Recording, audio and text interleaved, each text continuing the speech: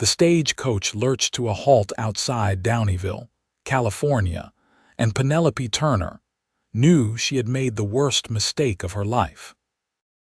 Dust swirled through the open window as she pressed a gloved hand against her churning stomach, fighting down waves of nausea that had nothing to do with the 3-day journey from San Francisco. The letter she had received from Gabriel Bradford, her intended husband, sat folded in her reticule.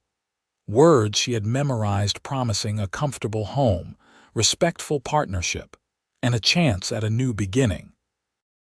She had accepted because Philadelphia held nothing but memories of her father's debts and the shame of being 22 and unmarried with no prospects.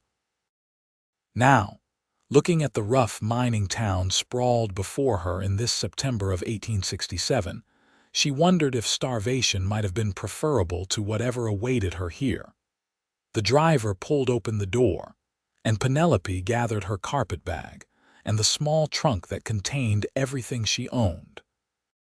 Her dark green traveling dress was covered in dust, her auburn hair falling from its pins despite her best efforts to maintain some dignity. She stepped down onto the wooden planks, her boots making a hollow sound that seemed to echo her hollow heart. Downieville was larger than she had expected, nestled in a valley where 2 rivers met, surrounded by mountains that looked both beautiful and imprisoning. Buildings lined the main street, some wood, some brick, all bearing the weathered look of a town that had seen better days since the gold rush fever had cooled. Men stopped to stare at her, and she felt their eyes like physical touches. Women were scarce here, that much was obvious.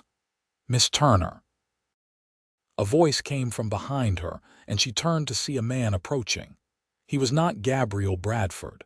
This man was older, perhaps 60, with a salt and pepper beard and kind eyes. He held his hat in his hands respectfully. "I am Dr. Samuel Brennan. Gabriel asked me to meet you." "I am afraid there has been some trouble." Penelope's hands tightened on her bag. Of course there was trouble. When had anything in her life gone smoothly?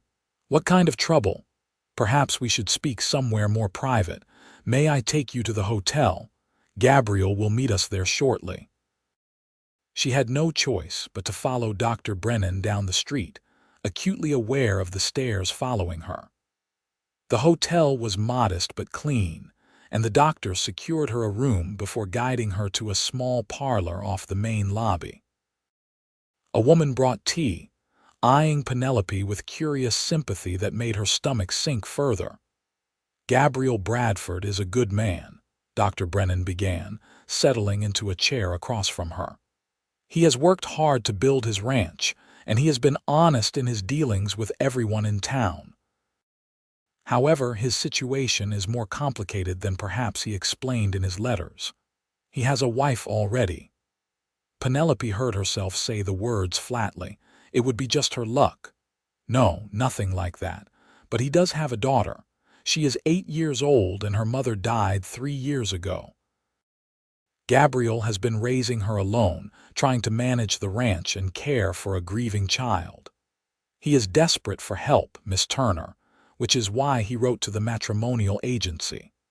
But I think he was not entirely forthcoming about his circumstances because he feared no woman would come." A daughter, a child who had lost her mother. Penelope closed her eyes briefly. She could handle a child, but the deception stung. What else had Gabriel Bradford lied about? "There is more," Dr. Brennan continued, his voice gentle. "The ranch is struggling. There was a bad winter last year, and he lost a significant portion of his herd. He is working to rebuild, but money is tight, very tight. The house is modest, and you will find life here harder than anything you knew in Philadelphia." "How do you know where I am from?" "Gabriel showed me your letters. He wanted my advice, wanted to know if he was being fair to bring you here. I told him he should be honest with you, but I understand why he was not. Desperation makes men do foolish things." Penelope stood and walked to the window, looking out at the street. She had enough money for a stagecoach ticket back to San Francisco, but not enough for lodging while she found work, and certainly not enough for passage back east. Her aunt in Philadelphia had made it clear that Penelope was not welcome to return, not after her father's debts had nearly cost them their home. She was trapped, just as surely as if she had bars around her. "When will he arrive?" she asked quietly. "Within the hour. He is finishing some business at the general store. Miss Turner, I know this is not what you expected, but I hope you will give Gabriel a chance. And the child, her name is Lily. She needs a woman's influence. She has grown quite wild without a mother." The doctor left her then, and Penelope sat in the parlor drinking bitter tea and contemplating her options. She could refuse to marry Gabriel Bradford, could try to find work in town as a seamstress or laundress. But jobs for respectable women were scarce, and without a husband's protection, she would be vulnerable. She could return to San Francisco and face the same struggles there. Or she could go through with the marriage, knowing now that she was walking into hardship and struggle with a man she had never met and a child who would likely resent her. The door to the parlor opened, and Penelope looked up to see the man who would be her husband. Gabriel Bradford was not what she expected. He was younger than she had imagined, perhaps 30, with dark hair that needed cutting and eyes the color of storm clouds. He was tall and lean, with the weathered look of a man who spent his days outdoors. He held his hat in work-roughened hands, and there was something in his expression that caught her off guard. It was not arrogance or entitlement, but something closer to fear. "Miss Turner," he said, his voice deep and hesitant, "I am Gabriel Bradford." She stood, smoothing her skirts, armor against vulnerability. "Mr. Bradford, Dr. Brennan has explained your situation to me," he winced. "I should have told you in my letters, I know that. I wanted to, but every time I tried to write the words, I thought about you deciding not to come, and I just could not do it. That makes me a coward and a liar, and I have no right to ask anything of you now." His honesty surprised her. She had expected excuses, justifications. "No, you do not." Gabriel moved further into the room, and she could see the exhaustion in the lines around his eyes, the tension in his shoulders. This was a man carrying a heavy burden. "I can pay for your return to San Francisco if that is what you want. It will take me some time to get the money together, maybe a week, but I will do it. Or if you want to stay in town and work, I can help you find a respectable position. I will not force you into anything, Miss Turner. You have my word on that. Why did you send for a mail-order bride at all?" Penelope asked. "Surely there are women here who would marry you." "There are 3 unmarried women in Downieville who are not working in the saloons," Gabriel said bluntly. "One is 15, far too young. One is engaged to the blacksmith. And one made it very clear that she has no interest in becoming a stepmother or living on a struggling ranch. I need help, Miss Turner. I need someone to care for Lily while I work, someone to help with the house and the cooking and all the things I am failing at. I thought a business arrangement would be honest, would be fair to both of us.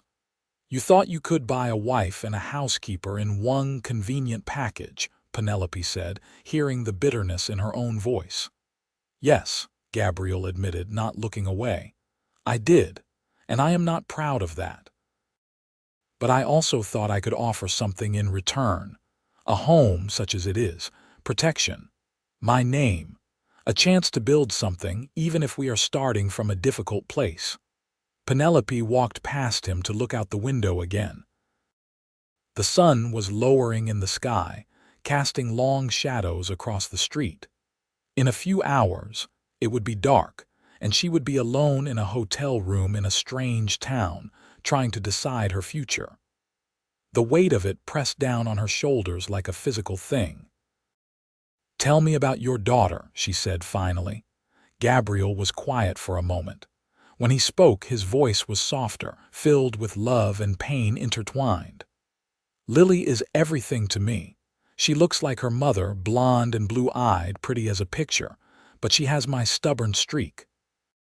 Since Sarah died, she has been angry. Angry at me, angry at God, angry at the world. She does not listen, she runs wild in the hills, she fights with the other children in town. I do not know how to reach her anymore. Every time I try, she pulls further away.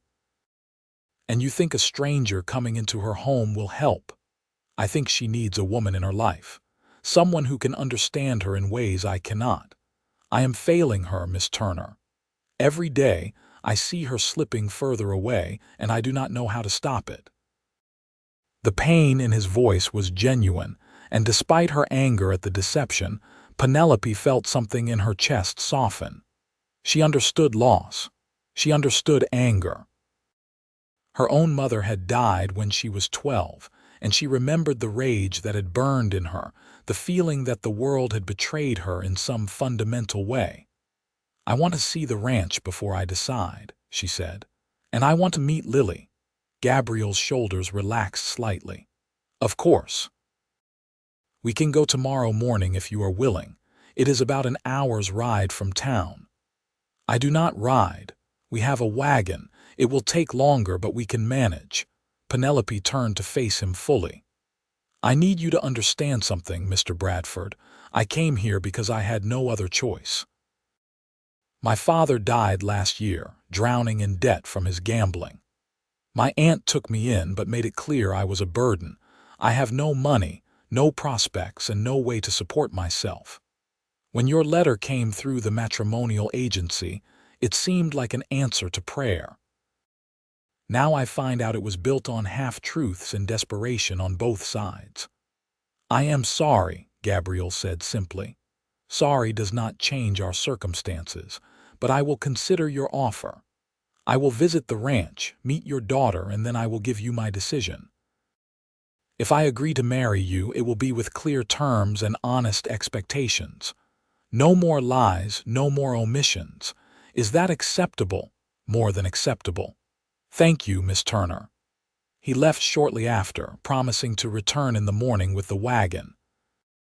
Penelope went upstairs to her room, exhausted and overwhelmed. She lay on the narrow bed, staring at the ceiling, and allowed herself to cry for the first time since leaving Philadelphia. She cried for the loss of the life she had imagined, for the girlhood dreams of romance that had died with her father's debts, for the loneliness that seemed to follow her like a shadow. But when the tears stopped, she got up and washed her face and unpacked her trunk. She chose her most practical dress for tomorrow, a gray cotton that would not show dirt. Whatever she decided, she would face it with as much dignity as she could manage. That was all she had left. Gabriel arrived at dawn with a wagon and a team of horses that looked better cared for than he did. Penelope had been awake for hours, unable to sleep, and she climbed up to the seat beside him with her carpet bag, leaving her trunk at the hotel for now. The morning air was crisp, carrying the scent of pine and river water. As they drove out of town, following a rough track that climbed into the hills, Penelope found herself struck by the beauty of the landscape. The mountains rose around them, covered in forests that were just beginning to show touches of autumn gold.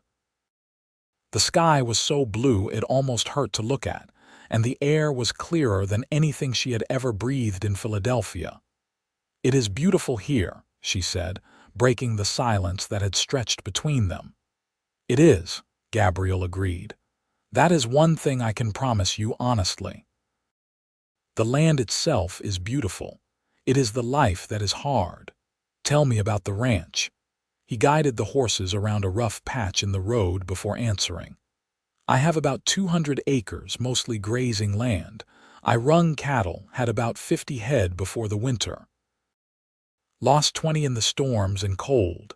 I have been rebuilding slowly, but cattle prices are low right now and it is a struggle. The house is small, 2 rooms and a loft where Lily sleeps. There is a barn, a chicken coop, a root cellar. We grow what vegetables we can, hunt for meat. It is not an easy life, Miss Turner, but it is honest. You said your wife died 3 years ago. What happened? Gabriel's hands tightened on the reins. Fever. It came on fast, and by the time I got her to the doctor in town, it was too late. She was gone within 2 days.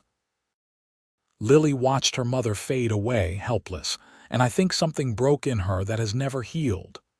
And you, did something break in you? He glanced at her, surprised by the directness of the question. Yes, he said after a moment. Yes, it did. They drove in silence for a while longer, and then the ranch came into view.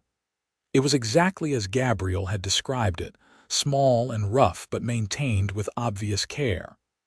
The house was built of logs, weathered but solid, with a stone chimney rising from one end. The barn was larger than she expected, and there were corrals with several horses and the cattle Gabriel had mentioned.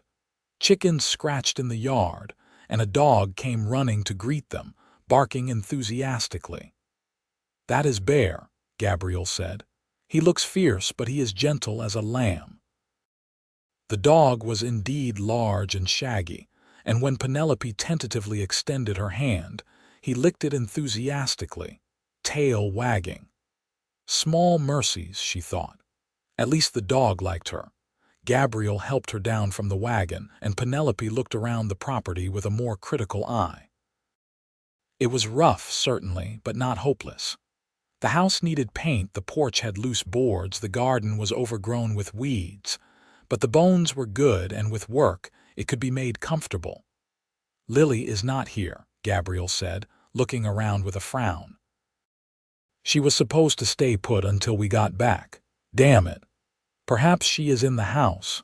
But the house was empty, 2 rooms exactly as promised. The main room served as kitchen, dining area, and parlor all at once, with a fireplace and a cast iron stove, a rough table with chairs, and a rocking chair near the window. The other room was clearly Gabriel's, with a narrow bed and a trunk and hooks on the wall for clothes. A ladder led up to the loft, and Penelope climbed it to find a small space under the eaves, with a mattress on the floor and a jumble of clothes and possessions that belonged to a child. When she climbed back down, Gabriel was standing in the doorway, looking defeated. "I will go find her. She usually heads up to the creek when she runs off. Please make yourself comfortable. There is water in the bucket, food in the pantry if you are hungry." He left, and Penelope stood alone in the house that might become her home. She walked slowly around the main room, taking in details. The floor was swept clean but needed scrubbing. The dishes were washed but stacked haphazardly. The fireplace was functional, but the stones around it were stained with soot. Everything spoke of a man doing his best but drowning under the weight of too many responsibilities. She found herself unpacking the few supplies she had in her carpet bag, habits ingrained from years of managing her father's household taking over. She located a bucket and hauled water from the well she found outside. She found rags and soap and began scrubbing the table, needing to do something with her hands while her mind raced. Could she do this? Could she marry a stranger and become a mother to an angry child and help run a struggling ranch? The work did not frighten her. She had kept house for her father, stretching pennies until they screamed, managing on nothing. But the isolation, the loneliness of it, that was harder to contemplate. Philadelphia had been crowded and dirty, but there had been people, noise, life. Here, there was only wilderness and silence and the weight of survival. She was scrubbing the floor when she heard voices outside. Gabriel's deep tones and a higher, defiant voice that had to be Lily. Penelope stood, brushing off her skirts, and stepped out onto the porch. Gabriel was walking toward the house, his hand on the shoulder of a small blonde girl who was trying to twist away from him. When she saw Penelope, she stopped struggling and stared with open hostility. "Lily, this is Miss Turner," Gabriel said tiredly. "She is a guest. I expect you to be polite." "Is she going to be my new mother?" Lily demanded, her blue eyes flashing. "Because I do not need a new mother. I already had a mother and she died." The words hung in the air like an accusation. Penelope felt them hit her chest, but she forced herself to stay calm, to meet those angry eyes without flinching. "No one can replace your mother," Penelope said quietly. "I would not try, but your father invited me to visit, and so here I am. We do not need you. We were doing fine." "Lily, that is enough," Gabriel said sharply. "Apologize." "No, Lily. It is all right," Penelope interrupted. She had spent enough time around children to know that forcing an apology would only breed resentment. She is entitled to her feelings. Lily looked surprised by that, her defiance faltering slightly. Gabriel looked between them, clearly uncertain how to proceed. "I found her up at the creek fishing," he said finally. "I need to tend to the horses and check on the cattle. Will you two be all right here?" Penelope wanted to say no, wanted to beg him not to leave her alone with this angry child, but she simply nodded. Gabriel gave her a grateful look and headed toward the barn, leaving them standing in awkward silence. "Did you catch anything?" Penelope asked, nodding toward the empty basket Lily carried. "No, the fish were not biting." "That is too bad. I like fish." Lily studied her with suspicious eyes. "You do not look like you have ever eaten fish from a creek. You look like a fancy city lady." "I am from Philadelphia, and you are right. I have never eaten fish from a creek, but I have eaten fish from the market, and I imagine they taste fairly similar." "Why are you here?" The directness of the question deserved an honest answer. Penelope sat down on the porch steps, suddenly exhausted. "Because I had nowhere else to go." Lily blinked, clearly not expecting that answer. "What about your family?" "My mother died when I was 12. My father died last year. My aunt did not want me, and I had no money and no way to support myself. So when the matrimonial agency matched me with your father, I came west." "You came all this way to marry someone you never met?" "Yes." "That is stupid." Penelope could not help it. She laughed, a short, bitter sound. "You are probably right, but here I am anyway." Lily sat down on the steps too, though she kept distance between them. "Papa has been different since Mama died.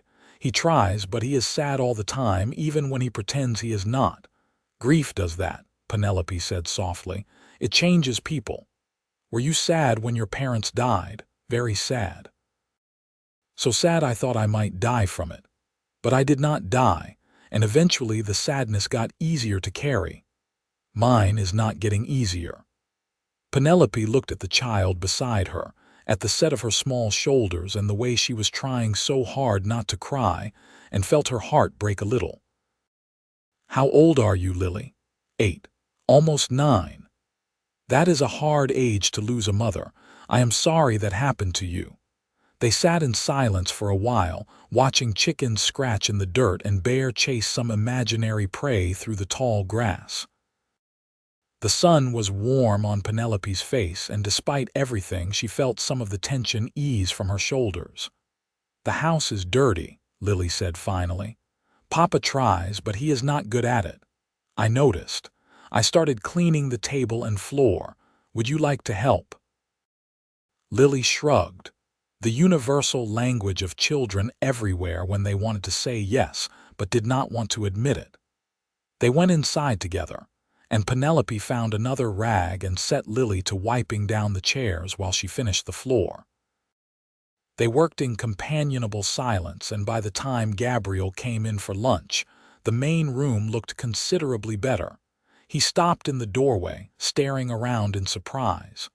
"You have been busy." "We both have," Penelope said, making sure to include Lily in the credit. The girl ducked her head, but Penelope could see the pleased flush on her cheeks. Gabriel made lunch, simple fare of bread and cheese and apples from a tree behind the house. They ate at the now clean table, and Penelope found herself watching the easy affection between father and daughter. Gabriel was gentle with Lily, patient even when she was difficult, and despite her anger and grief, the child clearly loved him. After lunch, Gabriel needed to ride out to check fencing in the far pasture, and he looked at Penelope uncertainly. "I will be gone a few hours." "Will you be all right here?" "We will manage," Penelope said, more confidently than she felt after he left. Penelope explored the pantry more thoroughly. The supplies were basic but adequate: flour, cornmeal, dried beans, some canned goods, a jar of precious sugar. She found a recipe book tucked on a shelf, many pages stained and worn, and recognized it as the kind of practical guide that many frontier women relied on. "Does your father bake?" she asked Lily, who was lurking in the doorway. "Sometimes, but his bread is always hard." "Would you like to help me make some? I am a decent baker." They spent the afternoon in the kitchen, and Penelope found herself relaxing into the familiar rhythm of baking. Lily was surprisingly helpful once she warmed up, measuring flour and kneading dough under Penelope's instruction.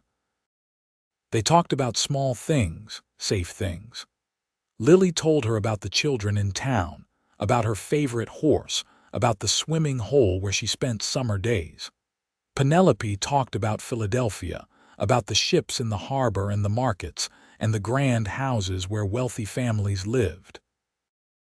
"Did you live in a grand house?" Lily asked. "No. We lived in a small house, and we lost even that after my father died. That is part of why I came here. You must think we are very poor. I think you have something worth more than money. You have land and freedom and a father who loves you very much." Lily considered this. "I suppose, but it would be nice to have more money too," Penelope laughed. "You are not wrong." When Gabriel returned as the sun was setting, he found fresh bread cooling on the table, the house filled with the warm yeast smell of baking, and Lily showing Penelope how to collect eggs from the chickens without getting pecked. He stood watching them, and when Penelope glanced over, she saw something in his face that made her breath catch. Hope, maybe, or the beginning of it. That evening, after a simple supper of stew that Gabriel had prepared earlier in the week, and the fresh bread, Penelope knew she had to make her decision. Gabriel walked her out to the porch while Lily got ready for bed, and they stood looking out at the mountains darkening against the twilight sky. "I will not pressure you," Gabriel said quietly. "But I need to know, Miss Turner. I need to know if you are staying or if I should take you back to town tomorrow." Penelope wrapped her arms around herself, feeling the chill of evening. Everything logical told her to leave, to find another way, to not tie herself to this struggling ranch and this wounded family. But logic had not kept her warm at night in her aunt's house, had not given her purpose or hope or the feeling that she mattered to anyone. "If I stay," she said slowly, "I need certain assurances. Name them. I will not be just a housekeeper and cook. If we marry, I want a true partnership. I want a say in decisions about the ranch, about Lily, about our lives." "Agreed. I want honesty. No more omissions, no more half-truths. If we are in this together, we need to trust each other." "Agreed. And I want time. Time for Lily to adjust. Time for us to know each other before we make this permanent. We can have a long engagement, present ourselves as engaged rather than rushing into marriage." Gabriel turned to look at her, and in the fading light his eyes were serious. "How much time?" "At least a few months. Through the winter, perhaps. Long enough to be sure this can work." He was quiet for a long moment, and she could see him thinking, weighing. "That is fair," he said finally. "More than fair. Miss Turner, if you are willing to give us this chance, I promise I will do everything in my power to make sure you do not regret it." "I already regret it," Penelope said honestly. "I regret that my life brought me to this point, that I had no other choices, that I am marrying a stranger out of desperation. But that does not mean I will not try to make the best of it. Regret nothing, Gabriel said softly, and something in his voice made her look up at him. Regret nothing because it brought you here. The words hung between them, and Penelope felt something shift in her chest. It was not love, not yet, but it was possibility. The possibility that maybe, just maybe, this could become something good. I will stay, she said. We will try this. Gabriel let out a breath she had not realized he was holding. Thank you, Penelope. It was the first time he had used her given name, and she found she liked the sound of it in his low voice.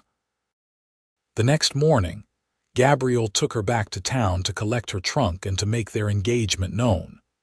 News spread quickly in Downieville, and by the time they left the hotel, half the town seemed to know. Women stopped her on the street to introduce themselves, offering advice and welcome with varying degrees of sincerity. Men congratulated Gabriel, though Penelope saw some of them looking at her with curiosity or something less comfortable. Dr. Brennan found them at the general store, where Gabriel was buying supplies on credit that Penelope suspected he could barely afford to take on. The older man shook her hand warmly. I am glad you decided to stay, Miss Turner. Gabriel and Lily need you. I hope I can live up to that need, Penelope said. You will. I have a sense about these things. He turned to Gabriel. Bring her to Sunday supper next week if you would. My wife would love to meet her properly, and Clara makes the best roast in the county. They agreed, and as they drove back to the ranch, Penelope felt the weight of commitment settling on her shoulders. This was real now. She had made her choice, and there was no going back. The next weeks fell into a rhythm that was both exhausting and strangely comforting. Penelope threw herself into improving the house, using her small savings to buy fabric for curtains and oilcloth for the table. She scoured the main room until it gleamed, organized the pantry, mended clothes that had been patched and repatched until they were barely serviceable. Gabriel protested about her spending her money, but she pointed out that if this was to be her home, she should be allowed to make it livable. Lily remained wary but not openly hostile. She would help with chores when asked, would sit with Penelope in the evenings while Gabriel did the account books, would sometimes even seek her out with questions or observations. It was not love, not yet, but it was the beginning of trust. Gabriel himself was harder to read. He was unfailingly polite, respectful, keeping distance between them that Penelope appreciated even as she sometimes found herself wishing he would relax enough to truly talk to her. They spoke about practical matters, about supplies needed and work to be done, but rarely about anything deeper. She knew he was protecting himself, protecting them both, but she longed for more. October arrived with cooler weather and the mountains blazing with autumn color. Gabriel was busy preparing for winter, cutting firewood and making repairs to the barn roof, and culling the herd to sell the cattle they could not afford to feed through the cold months. Penelope helped where she could, learning to milk the cow, to tend the chickens, to preserve vegetables from the garden for winter stores. One evening, as she was preparing supper, Lily came inside looking worried. There is a man riding up the road. Papa is in the barn. Penelope wiped her hands and went to the door. A rider was indeed approaching, a large man on a fine horse, dressed better than most people she had seen in Downieville. He dismounted with the confidence of someone used to being in charge, and Penelope felt a prickle of unease. "Evening, madam," the man said, touching his hat brim. "I am looking for Gabriel Bradford. He is in the barn. May I tell him who is calling? Frank Morrison. He will know the name." Gabriel must have heard the voices because he emerged from the barn, his expression going flat when he saw their visitor. "Morrison, what brings you out here?" "Business, Bradford. Can we talk privately?" Gabriel glanced at Penelope, and she saw tension in every line of his body. "Anything you have to say, you can say in front of my fiancé." Morrison looked her over with eyes that made her skin crawl. "Suit yourself. I came to make you an offer on your land. Not interested. You have not heard my price. Do not need to. This ranch is not for sale." Morrison smiled, but there was no warmth in it. "Bradford, be reasonable. You are barely hanging on here. Everyone knows it. You lost half your herd last winter. You are running on credit at every store in town, and you are trying to raise a daughter alone. I am offering you a fair price, enough to start fresh somewhere easier. What I do with my ranch is none of your concern. It becomes my concern when your failure to pay your debts affects the whole town. Brennan told me you have not paid his bill from when your wife was sick. The general store is carrying you on credit they can barely afford to extend. You are one bad month from losing everything, and you know it." Penelope saw Gabriel's hands clench into fists, saw the shame and anger warring on his face. She stepped forward before he could do something foolish. "Mr. Morrison, I think you have made your position clear. We will consider your offer and respond when we are ready. Good evening." Morrison looked at her with surprise and something that might have been respect. "You are the mail-order bride, aren't you, from back east?" "I am Gabriel's fiancée, yes." "Well, miss, I hope you knew what you were getting into coming out here. This ranch is going under, and all the pretty housekeeping in the world will not save it." He mounted his horse and rode away, leaving heavy silence in his wake. Gabriel stood rigid, not looking at her, and Penelope could feel the humiliation rolling off him in waves. "Gabriel," she said softly, "do not." His voice was harsh. "Do not pity me, and do not tell me it will be all right. You heard him. You know the truth now. I am failing, Penelope. I am drowning, and I brought you here to drown with me. How much do you owe?" "Too much." "How much?" He finally looked at her, his eyes bleak. $200 to the doctor, $150 to the general store, another $100 in various smaller debts around town. $450, that might as well be $4,000 for all my ability to pay it. Penelope felt the number hit her like a physical blow. It was a fortune, more than most men earned in a year. "What would happen if you sold the ranch?" "Morrison would lowball me. I might clear my debts with a little left over, but not enough to start fresh anywhere. And this land, it belonged to my father. He homesteaded it, built it with his own hands. Selling would feel like betraying everything he worked for." "Then we do not sell." Gabriel laughed bitterly. "We." "Penelope, you should run. Go back to San Francisco, find work, find a better man. You do not deserve to be dragged down by my failures." She walked over to him, standing close enough that he had to look at her. "I made a choice to stay. I knew the ranch was struggling. What I did not know was how bad things were, and I am angry you did not tell me, but I am not running. Why not? Because I have run enough. Because I am tired of being afraid and alone. Because despite everything, I think we can make this work." "How?" The word was almost a plea. "How do we make this work when I cannot even feed us through winter, let alone pay the debts?" Penelope had been thinking, her mind racing through possibilities. "We diversify.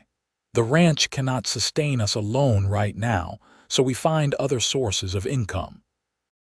I can take in sewing, mending, maybe even make dresses for the women in town. You could hire out for day labor when the ranch work allows. We plant a bigger garden in spring, sell vegetables in town. We cut every expense to the bone, and we work harder than we have ever worked. That would barely make a dent. Then we make the dent and chip away at the rest over time. Gabriel, debt is not the end of the world. It is just a problem to solve." He stared at her like she had grown a second head. "How are you so calm about this?" "Because I spent 3 years watching my father drown in debt, watching him make it worse with denial and desperation. I know what not to do, And I know that if we face this honestly and work together, we have a chance."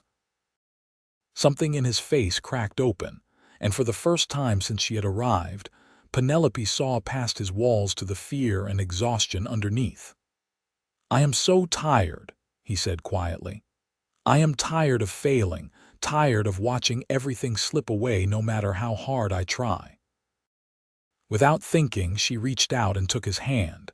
His fingers were rough and calloused, warm against hers. "Then stop trying alone. Let me help.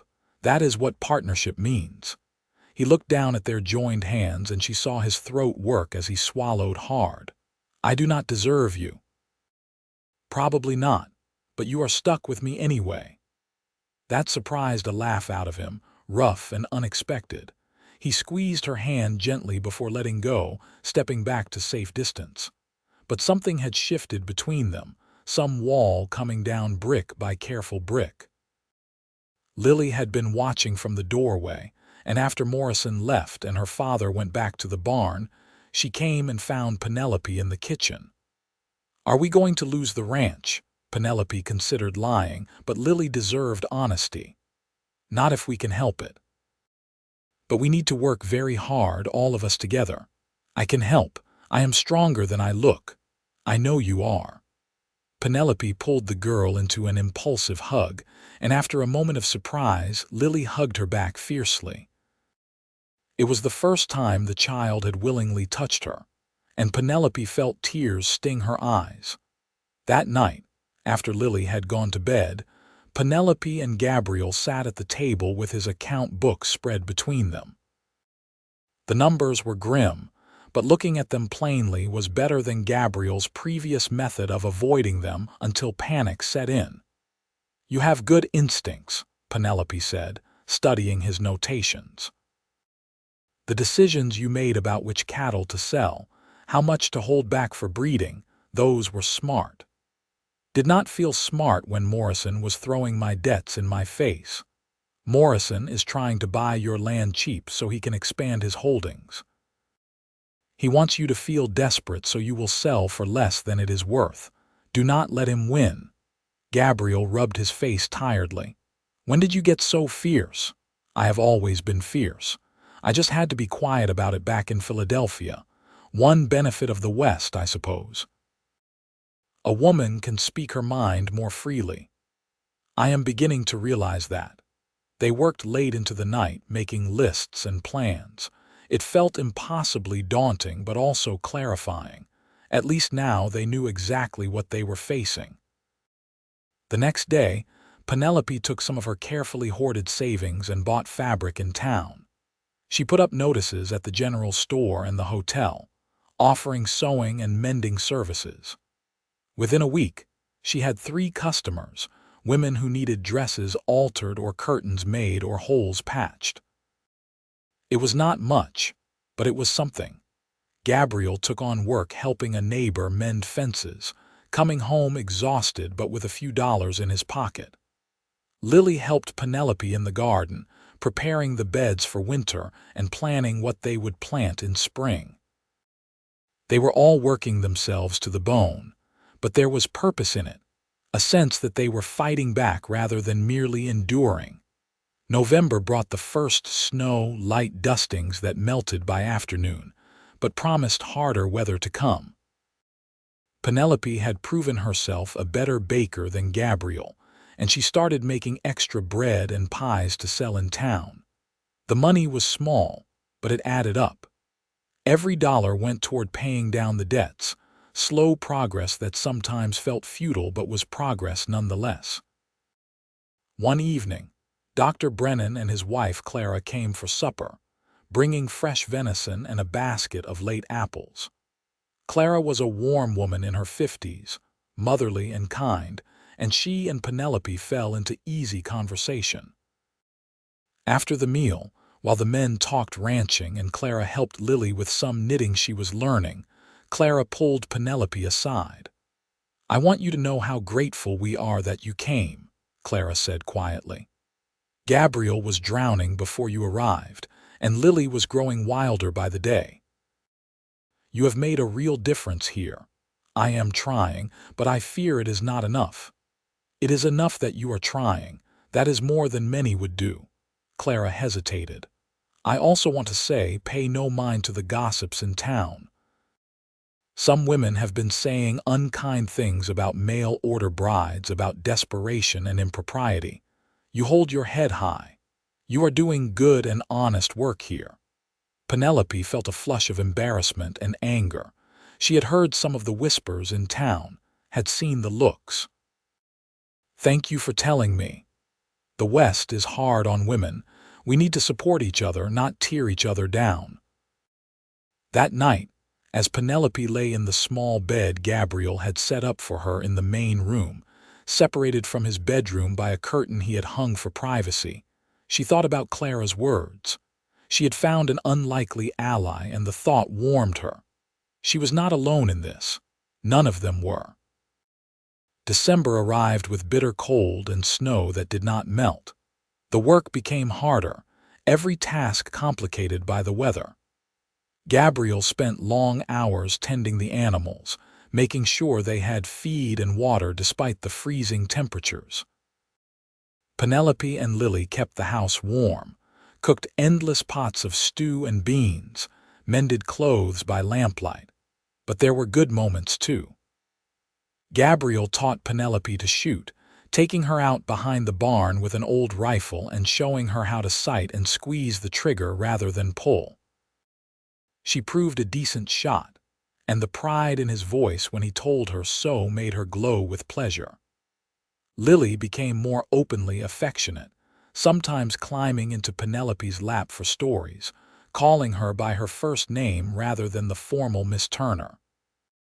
And Gabriel himself was changing, slowly opening up.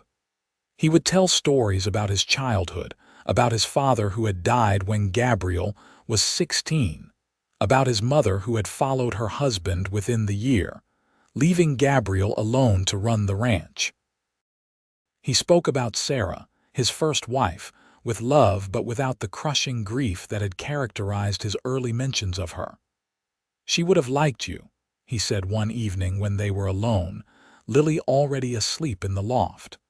Sarah was practical like you, fierce like you. She would have respected your strength. I hope so. I never want Lily to think I am trying to replace her mother. You are not replacing anyone. You are becoming your own person in our lives. It was the closest they had come to talking about feelings, about what was growing between them. Penelope felt it, the slow build of affection and attraction, the way her heart jumped when Gabriel smiled at her, the way she found excuses to stand close to him. But she did not know if he felt the same, and she was afraid to ask. Christmas came, and despite their poverty, they managed small celebrations. Penelope made cookies with hoarded sugar, and Gabriel carved Lily a small wooden horse that the child clutched with delight. They attended church in town on Christmas Eve, the small building packed with ranchers and miners and families, everyone singing carols in voices rough and sincere. Penelope stood between Gabriel and Lily and felt something she had not felt in years. She felt like she belonged. On Christmas night, after Lily had fallen asleep clutching her wooden horse, Gabriel asked Penelope to walk outside with him. The snow was falling softly, muffling sound, making the world feel hushed and sacred. They stood on the porch, breath misting in the cold air. I have something for you, Gabriel said, pulling a small package from his pocket. It is not much, but I wanted you to have it. Penelope unwrapped the paper to find a hair comb, simple but beautifully carved from dark wood. Gabriel, this is lovely. I made it. I know you lost some of your things when you traveled, and I thought. He trailed off, suddenly uncertain. She turned the comb over in her hands, seeing the care that had gone into every curve and detail. It is perfect. Thank you, Penelope. I need to tell you something. Gabriel turned to face her fully, and in the dim light from the window, she could see the seriousness in his eyes. When you first arrived, I was desperate and selfish. I needed help, and I did not care what it cost you. But these past months, watching you work so hard, watching you love Lily and fight for this ranch like it is your own, I have realized something." Her heart was pounding. "What have you realized?" "That I am falling in love with you. That somewhere between the bread baking and the account books and the 100 small moments of partnership, you stopped being a convenience and started being everything." He took a breath. "I know we agreed to a long engagement and I will honor that, but I needed you to know how I feel." Penelope felt tears spill over, warm against her cold cheeks. "I thought I was alone in this. I thought you still loved Sarah too much to have room for anyone else." "I will always love Sarah. She gave me Lily. She made me a better man. But she is gone, and you are here, and Penelope, you have brought life back into this house. You have made me believe in possibilities again." She reached up to touch his face, feeling the roughness of his beard under her gloved fingers. "I love you too. I did not mean to, did not plan to, but Gabriel, I love you so much it frightens me." He pulled her close, wrapping his arms around her, and they stood like that for a long moment, holding each other in the falling snow. When he finally kissed her, it was gentle and sweet and tasted like hope. They agreed to marry after the New Year, a quiet ceremony in town with just a few friends as witnesses. The engagement had served its purpose, giving them time to know each other, but neither of them saw reason to wait longer. They loved each other, they were committed to this life, and making it official felt right. The wedding was held in Dr. Brennan's home, with Clara cooking a feast and Lily serving as both bridesmaid and the person to give Penelope away. Penelope wore a simple blue dress that she had made herself, and Gabriel wore his best clothes, looking nervous and happy and more handsome than should be legal. When they exchanged vows, Penelope felt the weight and joy of them. For better or worse, richer or poorer, in sickness and health. They had already tested those vows, already proven they could weather hardship together. The words were just making official what their hearts already knew. That night, in the small house that was now truly theirs together, Gabriel was gentle and patient with Penelope, and she discovered that love could be both passionate and tender.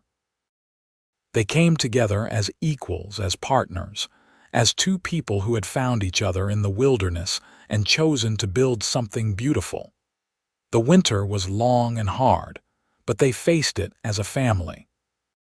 Penelope continued her sewing work. Gabriel took whatever jobs he could find in addition to ranch work, and Lily helped with everything, growing more responsible and happy. The debts shrank slowly, painful inch by inch, but they shrank. In February, Morrison came by again with another offer to buy the ranch. Gabriel turned him down without hesitation, and the look of fury on Morrison's face was almost worth the struggle. "You are a fool, Bradford," Morrison spit. "You will lose everything." "I have everything I need right here," Gabriel said, his arm around Penelope's waist. "So you can take your offer and ride off my land." Morrison left, and Penelope suspected they had not seen the last of him, but for now they had won that battle. It felt like a victory, small but significant. Spring came with a rush of wildflowers and melting snow and newborn calves. The ranch felt alive again, hopeful. Penelope planted the garden with Lily's help, putting in twice as many vegetables as the year before. Gabriel worked from dawn to dark, but he came home to a warm house and a family who loved him, and the exhaustion felt worth it. In April, Penelope realized she was pregnant. She told Gabriel on an evening when they were alone, and the joy on his face made her cry happy tears. He held her carefully like she was something precious and whispered about the future, about the child they would raise together.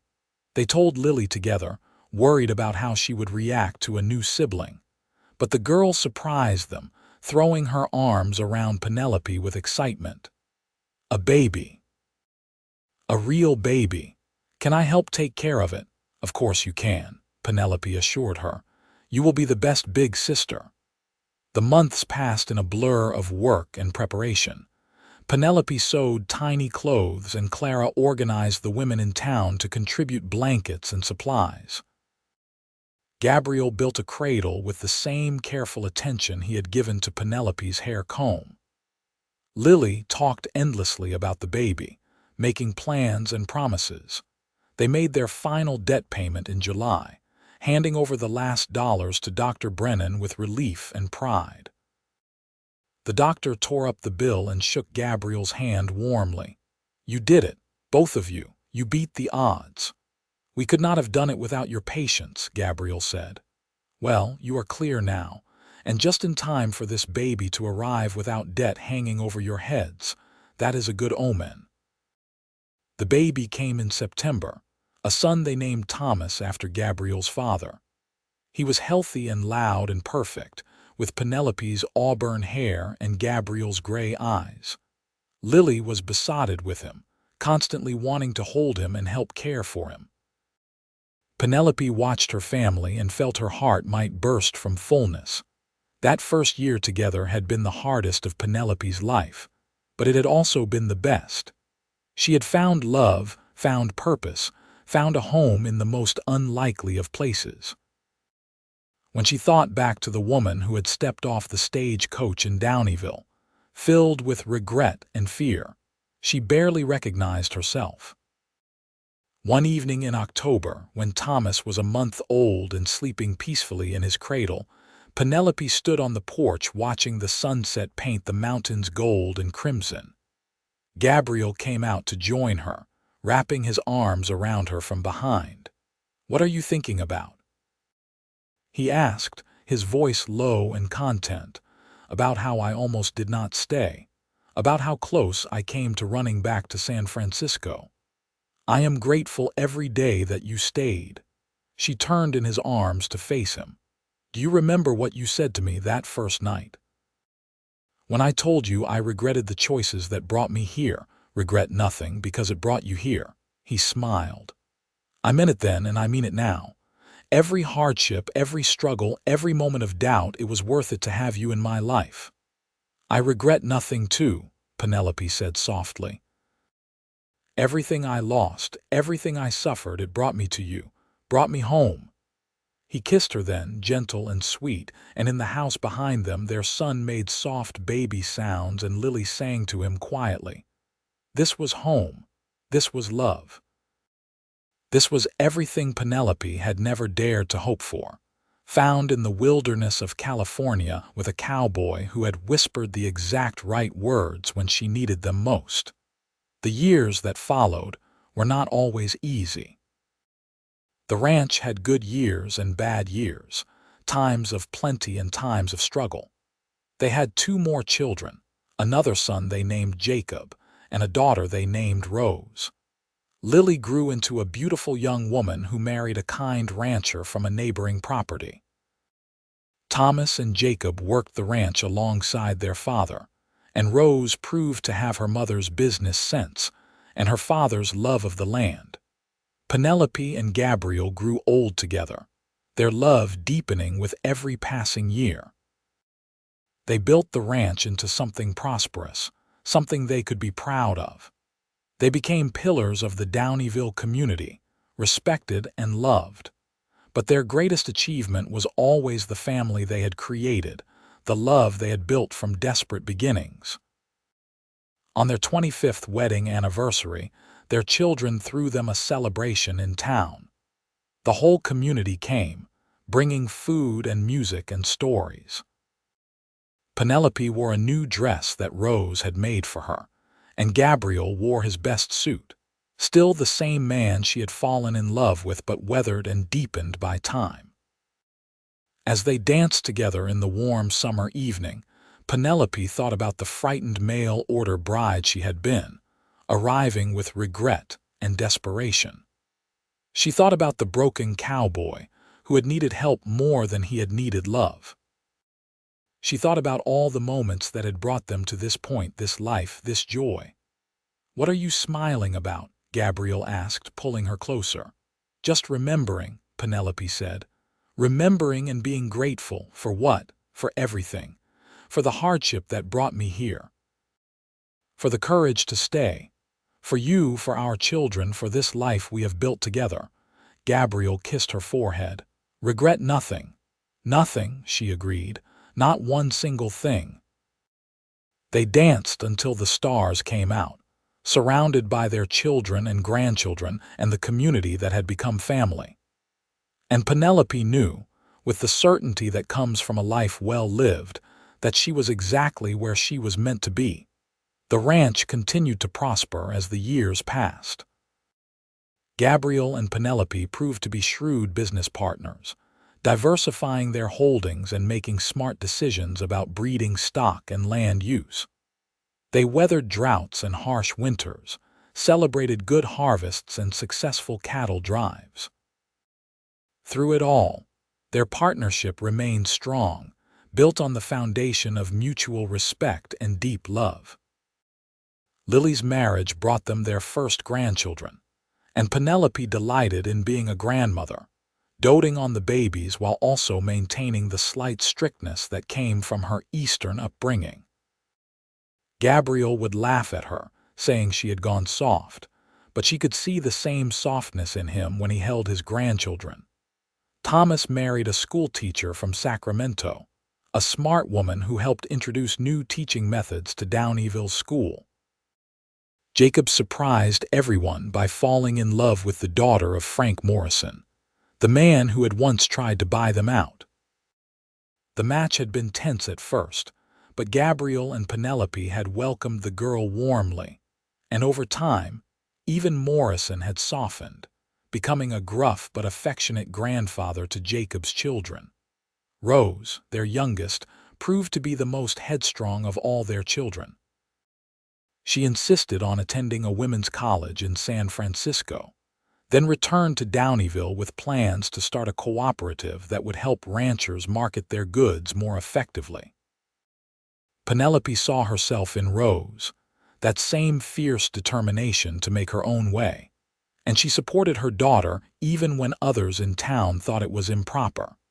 As Gabriel and Penelope entered their 60s, they began to slow down, letting their sons take over more of the ranch work. But they were still active, still engaged with the community and their family. They took long walks together in the evenings, held hands like young lovers, still found joy in each other's company after decades of marriage. One spring evening, when the wildflowers were blooming across the pastures and the air was sweet with the scent of new growth, Penelope and Gabriel sat on their porch watching the sunset. It had been 30 years since she had arrived in Downieville, 30 years of building a life together. "Do you ever wonder what would have happened if I had gone back to San Francisco?" Penelope asked, her hand in Gabriel's. "I try not to," Gabriel admitted. "The thought of losing you, of never having this life, it is too painful to contemplate. I think about it sometimes. Not because I wish things were different, but because I want to remember how precious this is, how easily it could have gone another way." Gabriel squeezed her hand gently. "But it did not. You stayed, and we fought for this together, and look what we have built." They sat in comfortable silence, watching the light fade from the sky. Around them, the ranch was alive with activity. Their sons were finishing evening chores in the barn, their daughters-in-law were preparing supper, grandchildren were playing in the yard. It was a scene of prosperity and peace, so different from those desperate early days. "I got your letter the other day," Penelope said. "The one you wrote to me before I arrived." Gabriel looked at her in surprise. "I thought you threw that away years ago." "I kept it. I keep it in my trunk, along with my mother's Bible and the hair comb you made me for Christmas that first year." She paused. "I read it again, and I was struck by how careful you were with your words, how you tried to be honest while still painting the best picture you could. I was desperate and foolish. You were human. You were a father trying to provide for his daughter, a rancher trying to save his land, a man trying to survive. There is no shame in that, Gabriel. There is shame in deception. There is also grace in forgiveness. She turned to look at him fully. You have spent 30 years making up for those half-truths, 30 years being the most honest and honorable man I have ever known. Whatever debt you thought you owed has been paid 1,000 times over. Gabriel's eyes were bright with emotion. How did I get so lucky to find you? It was not luck. It was desperation and circumstance and two people choosing to make the best of a difficult situation. But what came after, that was choice. Every day we chose each other, chose this life, chose love. That is not luck, Gabriel. That is work and commitment and grace. He pulled her close, and they sat together as darkness fell, wrapped in the warmth of 3 decades of love. Inside the house, they could hear their family, the sounds of laughter and conversation and life continuing. This was their legacy, not just the land and the ranch, but the family they had built and the love they had nurtured. As they grew older, Gabriel and Penelope made plans for their eventual passing, wanting to make sure everything was in order for their children. The ranch was divided fairly between Thomas and Jacob, with Rose receiving an equal monetary inheritance that she planned to invest in her cooperative. Lily and her husband had their own prosperous spread, and all 4 children were financially secure. But more than money or land, Gabriel and Penelope tried to pass on the values that had sustained them through hardship. Honesty, hard work, mutual respect, and the courage to face difficulties together rather than alone. They told their grandchildren stories of those early days, wanting them to understand that prosperity was not guaranteed, that it had to be earned and protected. Penelope lived to see her 70th birthday, a celebration that brought family from across California. She was still sharp-minded and active, still taking in sewing work when the mood struck her, still managing the household accounts with the same precision she had brought to Gabriel's messy books all those years ago. Gabriel was 72, still strong despite the aches and pains of age, still riding out to check on the cattle even though his sons begged him to rest. He could not imagine a life without work, without purpose, without the land he had fought so hard to keep. One summer evening, as they sat on their porch in the familiar ritual they had maintained for decades, Gabriel turned to Penelope with sudden seriousness. "If I go first, promise me something." "Gabriel, do not talk like that. Penelope, I am an old man. We need to have these conversations. Promise me that if I go first, you will not grieve yourself to death. You will keep living, keep loving our family, keep being the force of nature you have always been." She felt tears sting her eyes but blinked them back. "Only if you promise me the same. If I go first, you do not work yourself into the ground. You let our sons take care of you, you spend time with your grandchildren, you keep living. I promise." He took her hand, raising it to his lips, "But I hope we both have many more years together first." "As do I, my love, as do I." They were granted another decade, precious years filled with more grandchildren and even great-grandchildren. They celebrated their 40th anniversary with a party that seemed to include half of California, a testament to the lives they had touched and the respect they had earned. But time catches everyone eventually. Gabriel fell ill the winter he was 82, a fever that settled in his lungs and would not shake free. Dr. Brennan had long since passed, but his successor did everything possible to save Gabriel. Penelope nursed him day and night, refusing to leave his side despite her own advanced age. On a cold January morning, with snow falling softly outside and all his children gathered around his bed, Gabriel Bradford passed peacefully, holding Penelope's hand. His last words were to her, soft and full of love. "Regret nothing, my beautiful Penelope, regret nothing." The grief nearly broke her, but Penelope remembered her promise. She continued to live, though part of her heart was buried with Gabriel on the hill overlooking the ranch. She spent her remaining time with her children and grandchildren, passing on stories and wisdom, making sure Gabriel's memory stayed alive. She lived 2 more years, long enough to see Rose's cooperative become a major force in California agriculture, long enough to hold her first great-great-grandchild, long enough to finish a quilt she had been making that told the story of her life in fabric and thread. On a spring morning when the wildflowers were blooming just as they had been when she first truly fell in love with this land, Penelope Turner Bradford passed away in her sleep, peacefully and without pain. She was 84 years old, and she died surrounded by family. In the house she had turned from a rough frontier cabin into a warm and loving home. They buried her next to Gabriel, under an oak tree they had planted together their first spring as a married couple. The tree was massive now, providing shade and shelter, its roots dug deep into the California soil. Their graves were marked with simple stones, but the true monument to their lives was all around. The thriving ranch, the large and loving family, the community they had helped build. At the funeral, attended by what seemed like half of Northern California, Rose stood to speak about her parents. "My mother arrived in Downieville filled with regret," she said, her voice strong despite her tears. She was a mail-order bride running from poverty and shame, certain she had made the worst mistake of her life. My father was a desperate man, drowning in grief and debt, making decisions born of panic rather than wisdom. She paused, looking out at the gathered crowd. But they took that unpromising beginning and built something beautiful.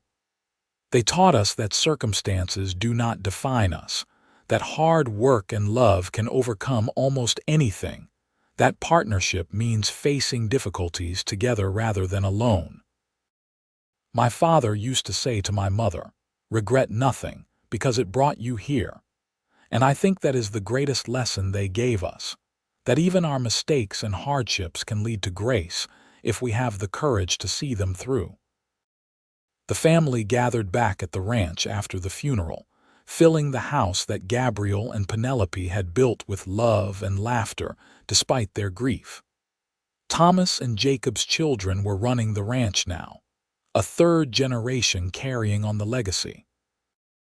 Rose's cooperative had expanded across 3 states, helping hundreds of small farmers and ranchers market their goods.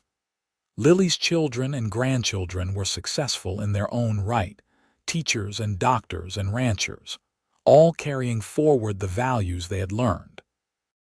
As evening fell and the family finally began to disperse, Thomas stood on the porch where his parents had spent so many evenings together.